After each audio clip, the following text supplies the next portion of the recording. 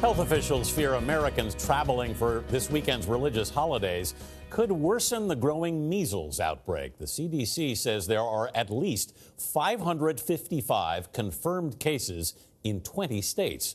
Most are said to involve school-age kids.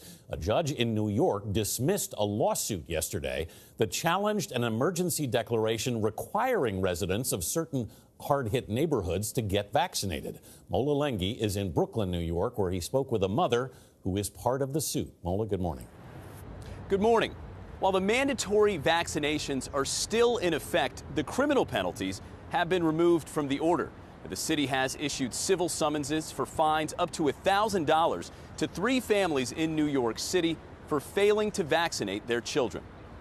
The only way to stop this outbreak is to ensure that those who have not been vaccinated get the vaccine. While New York City is facing the largest measles outbreak in the country, the measles vaccine works. This is against the Civil Rights Act. Some parents are suing the city over an order to ban unvaccinated people from public places. This is 2019. We should not be having to be forced to hide from our government. The outbreak is centered around the highly concentrated ultra-Orthodox Jewish communities in Williamsburg, where more than 250 cases have been reported in the last 7 months. They said we won't be bullied. These were very brave people who came forward. Attorney Robert Krakow represents the families in the suit. We're all for the appropriate measures to control an outbreak of disease, but New Yorkers are not going to accept criminal penalties for vaccination. That's not appropriate. People have a right to make their choice. The city has ordered people over the age of 6 months who live or go to school in parts of Williamsburg to get vaccinated or face a $1,000 fine. And in Rockland County, those infected with measles must avoid public places and stay in their homes for 21 days.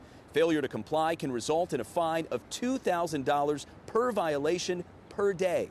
This is about consent and medical freedom. One of the parents involved in the suit, who did not want her identity revealed, says it's not about religion, but her rights, and believes she's doing what's best for her child. I teach my child that our bodies are our own. We can say when and where, yes and no, whether it's in the workplace or in an intimate moment. That doesn't stop because the government says you have to do X, Y, or Z. Now, the mother I spoke with says she cares very much about the health of other children, but believes that hers is also healthy and would not expose her child if they were not healthy. On Wednesday, the Washington State Senate passed a measure that would remove an option parents have to not vaccinate their children against measles, mumps, and rubella. John? Mola, thank you.